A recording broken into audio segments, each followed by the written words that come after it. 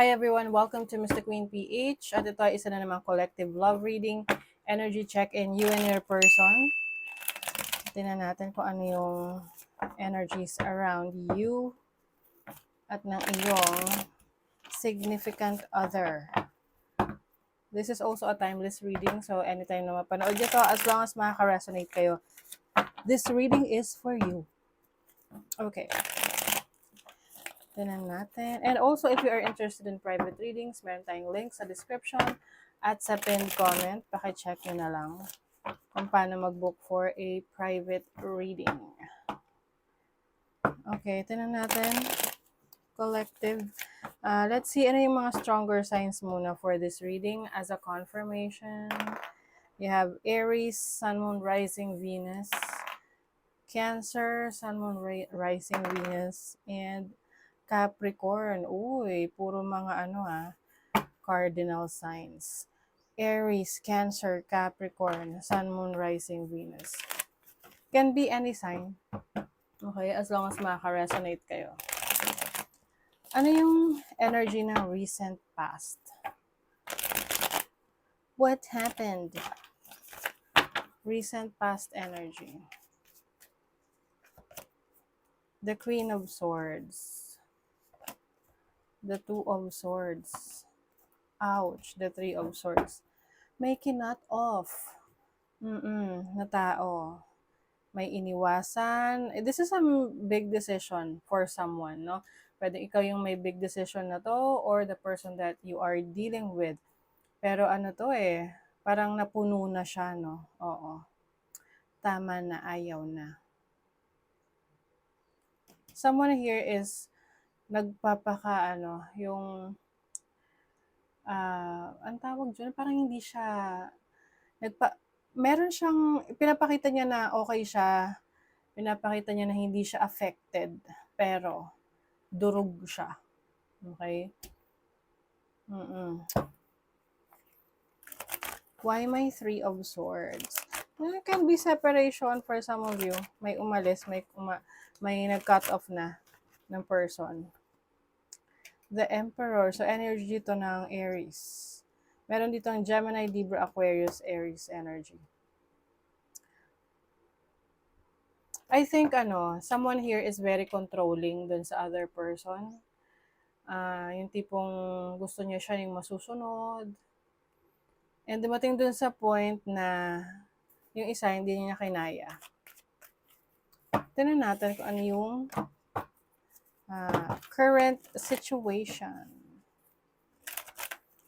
Current situation ng collective. The Eight of Pentacles, the Five of Cups, the Eight of Swords. Naku, current situation meron dito na nagsisisi.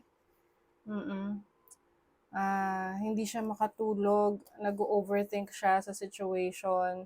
Kumbaga, dinidistract na lang niya yung sarili niya, binabaling niya sa trabaho yung kanyang energy para makalimutan niya.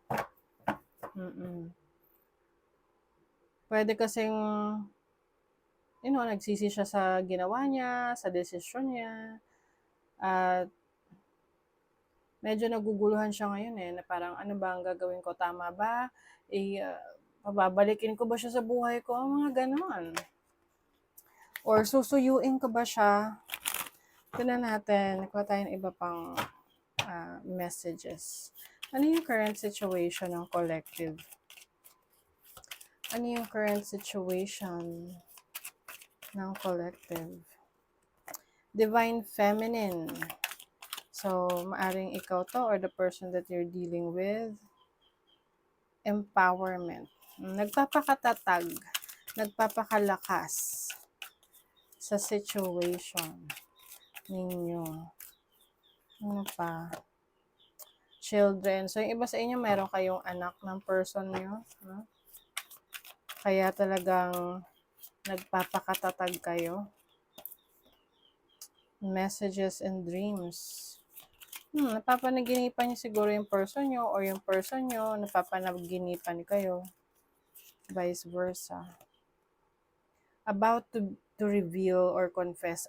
Merong gustong magpahayag ng totoo niyang nararamdaman. So I think, nung recent past na may nag-separate, hindi na kayo nakapag-usap talaga.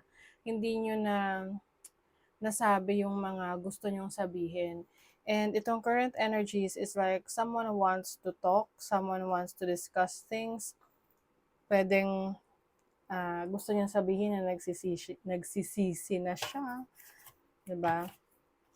So ngayon, magkakaalaman kung sino tong mga to. Ikaw ba to?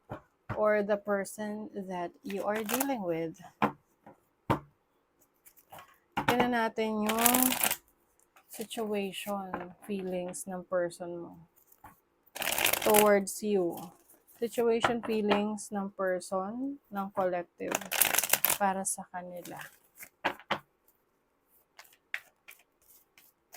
Ano? Ace of Wands, Two of Pentacles, the Hierophant. New beginnings to eh. Tapos maaring your person is trying to decide kung magre-reach out siya sa'yo. And I think humihingi ito ng advice sa mga tao sa paligid niya. Yung iba sa inyo kasal. So how about you? Anong feelings, situation ninyo sa person ninyo? The Lovers. Justice. Ang mahal niyo pa. Five of Wands. Siguro ano lang, conflicted lang kayo ngayon dahil pwedeng meron mga taong nakikialam sa desisyon nyo, may mga pumipigil na wag mo nang i-entertain yan, ganon. Pero it seems na you still have feelings for this person, mahal mo pa. And with the Justice card, maaring, Libra energy to, Gemini, tapos Taurus. Parang meron kang nare-realize ngayon. Maaring ikaw yung nag-cut off ng person na to. Tapos somehow, nagsisisi ka. Kasi nakikita mo na yung person mo, maaring nag-e-effort siya na ayusin yung relationship ninyo. Kaya lang, pwedeng merong mga tao sa paligid, no? Can be your friends, family, na nagsasabi sa'yo na, oops, wag na. Wag mo nang bigyan ng chance yan. Tapos ikaw ngayon, nag-iisip ka, no? Nagde-decide ka kung sino yung pakikinggan mo. But I feel like you still love this person. You still love. Let's see, feelings ng person nyo towards you. Ano yung feeling situation ng person ng collective? Chemistry, o see? This person still has passion for you. Namimiss niya ang inyong intimacy. Ang inyong, the way na kayo magkasama, yung mga activities niyo together. Time is running out. Parang feeling niya, unti-unti, na hihiwalay ka na talaga sa kanya. Guarded. Ayan. Pwedeng nagigilty siya sa nangyari. Pwedeng meron tong nagawang kalokohan, tapos kaya nga kinut off mo siya. So nagigilty siya sa mga nagawa niya at ano pa yung sa tingin niya na nagawa niya pero hindi niya ma-figure out kasi pwedeng hindi mo na sinabi sa kanya yun. So I think this person is somehow meron siyang naipakita sa iyo before na akala mo yun yung totoong ibig niyang sabihin. Let's say, for example, this person is parang pinakita sa'yo na wala siyang pakialam sa'yo. Pero ang totoo, meron. Meron siyang pakialam. And I feel like, ano lang siya, natatakot lang siya. Kasi ayaw niya nang masaktan. Pwede kasing yung person mo is feeling niya baka ma-take advantage siya. Baka, para yun yung defense mechanism niya ngayon. And feeling niya you are so guarded, feeling niya hindi mo pinakikinggan yung paliwanag niya. How about feelings mo for your person? Intentions. Okay. So, importante kasi sa'yo ngayon kung ano yung intention ng person mo. Kung ano ba, seryoso ba siya? Ayan, oh. Contracts, careers, commitment. So, kina-question mo rito yung commitment na kaya niyang ibigay sa'yo. Feeling sad, feeling broken, feeling alone. Malungkot ka sa situation ninyo. It seems na kung itong taong to magre-reach out talaga sa'yo, makikipag-usap, pwedeng magiging open ka sa communication sa person na to. At meron kang parang may kondisyon, no? Pwedeng magkaroon ka ng kondisyon sa kanya na, sige, kapag kung gusto mo talaga na magpatuloy itong pag-uusap natin, pag-aayos, kailangan gawin mo to. 'Di ba? Kasi may doubts ka pa rin sa kanya eh. May pagdududa ka pa eh. So ngayon, parang tinitingnan mo kung ano yung mga actions na gagawin niya. Parang hindi ka masyadong nagpapakita ng actions mo. So kumbaga siya yung hinihintay mo. Kumbaga sa paglalaro hinihintay mo muna siyang tumira bago ka titira. Kasi parang makita mo yung kung paano siya dumiskarte.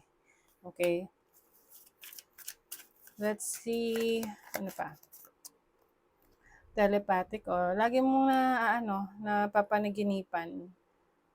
I feel like the time na parang random na aalala mo siya, maaring itong person na to, it's either naiisip ka niya or pinag-uusapan ka nila ng someone na kino-confide niya na tao, no? Yung tipong napagsasabihan niya ng problema niya. Okay, now, tingnan natin, speaking of actions, ano ang gagawin ng iyong person? Talaga bang may hihintayin ka pa ba sa kanya? O mag-move on ka na ba?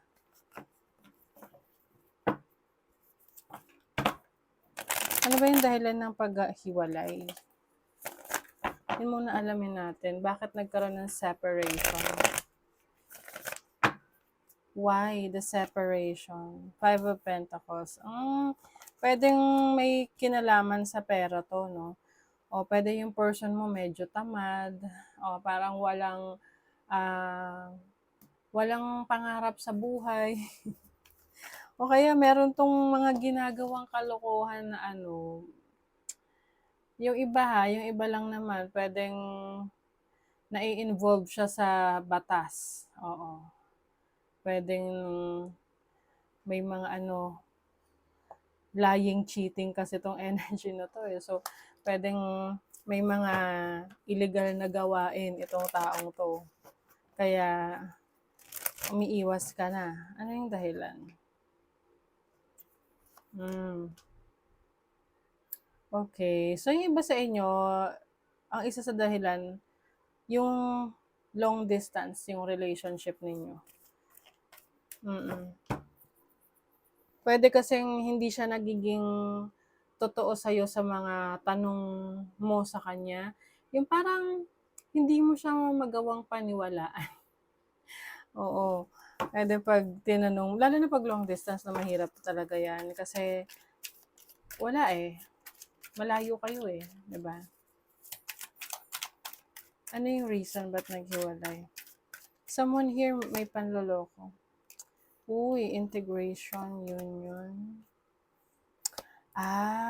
O tingnan mo, may distance talaga. I think ang isa rin sa dahilan ng paghihiwalay nyo, may kinalaman sa energy ng past.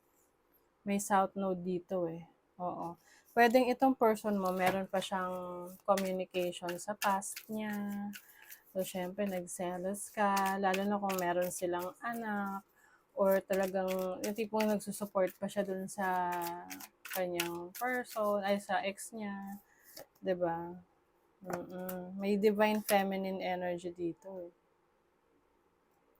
Tapos parang binigyan mo 'to ng ano, ng taning. Oo, ayan ang tawag do'n, ultimatum na, "Oh, sige, kapag ginawa mo pa 'yan, wala na, aalis na ako, I'm out." Oh, 'di ba? Oh my God, may love affair. I think yun yung isa sa lagi naman yan yung nagiging dahilan ng karamihan, eh. Yung nagkakaroon ng affair or connection with someone. Mm. This really makes sense, oh. Kasi ito is like a cheater energy. So yung iba nga pwedeng energy from the past. Meron pa silang connection eh. Pwedeng naging magkaibigan sila or merong anak na nagko-connect sa kanilang dalawa or may mga common friends pa sila na pwedeng naging reason ng naging dahilan para magselos. And dahil yung iba sa inyo, long distance relationship, ang hirap i-maintain ng ganong klaseng relasyon. So, anong gagawin nyo ngayon? Gagawa ba siya ng action? Gagawa ba ng action yung person ng collective? Queen of Swords, Six of Pentacles. Okay. I think this person will try to negotiate, no, with you. Will try to parang reason out, no? Magpapaliwanag siya. Lalo na kung itong taong to bigla mo nalang kinut off, iniwasan mo na, hindi mo na pinagpaliwanag, hindi mo na kinausap. Yung iba sa inyo, kayo nang ghost sa tao na to eh. So, I feel like this person will try to reach out sa'yo para, i-discuss yung naging problema ninyo, ano yung mga gusto niya pang sabihin. Kasi Six of Pentacles is, giving and taking. So, pwedeng magkakaroon ng exchange of ideas, reasoning, ganyan. With the Ace of Pentacles, this is a new beginning. So, posible na i-consider ninyo yung parang itatry nyo ulit, no? Kung saan makarating. With the Ten of Wands, it seems na para sa kanya, mahirap yung gagawin niya, no?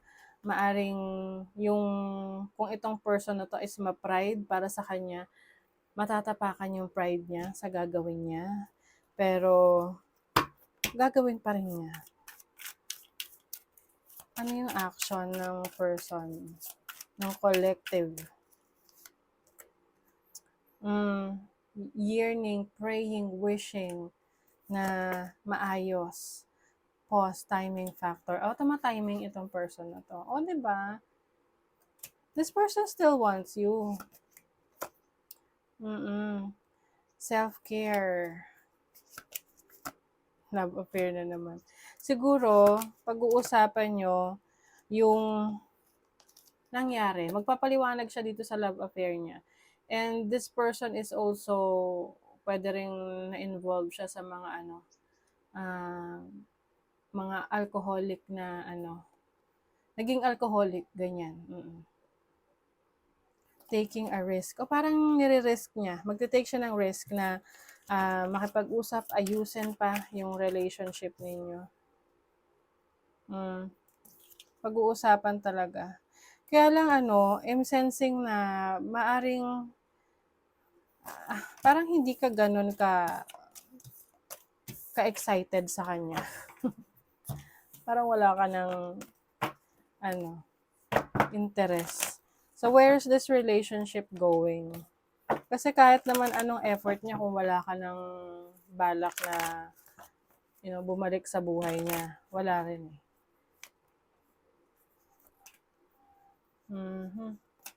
Ay, wale na. Oo. Kasi eventually mag-aaway na naman kayo eh, no? Pwedeng may kinalaman sa stability ng bawat isa. Pwede yung person mo unstable financially, ikaw stable. So pwedeng doon pa lang magkakaroon na ng insecurities, ng power struggle. With the Eight of Cups and the King of Swords, maaring pareho niyo marirealize na hanggang doon na lang talaga. Kasi mas magiging, kumbaga parang, mas magiging logical kayo sa relationship ninyo na parang, okay, kung bibigyan ng chance, sige, bigyan ng chance. Pero kasi minsan, no, akala natin, kailangan pa natin tong taong to. Akala natin, mahal pa natin. Akala natin, kapag binigyan natin ng chance, baka maibalik sa dati. Pero kapag sinubukan niya na ulit, wala na talaga, no? Hindi niyo na pala kayang magtiwala, hindi niyo na pala kayang ibigay yung dating pag-aalaga na naibibigay niyo dun sa person niyo. Kasi at dun hindi siya talaga completely nag-heal. Kumbaga, triny ulit pero hindi pa ninyo nare-resolve yung problema. And this may lead to, separation na totally parang ano siya, pinaka-final na ending, final ending. 'Di ba? May intervention, I think merong makikialam rin dito, no? Pwedeng sa side mo na ano ba, tigilan mo na 'yan, wala na 'yan, gano'n. Guarded.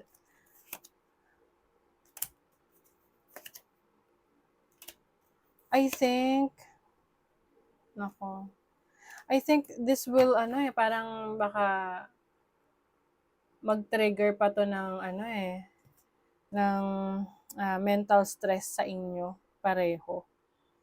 Kasi puwedeng meron dito na maaaring ikaw or siya, um, mag-aano siya, yung demand ng commitment sa relationship.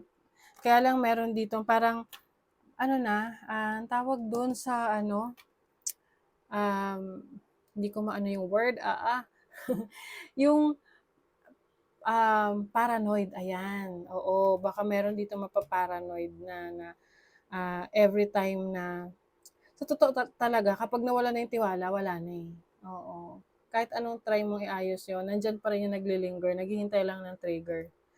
So, yeah, I think this relationship will end, no? Kahit na subukan yung ayusin, it will never be the same again. Okay? So, that is your reading, collective. So, meron kayong ibang situation na gusto nyo i-read natin, comment lang kayo dyan. And thank you so much and goodbye.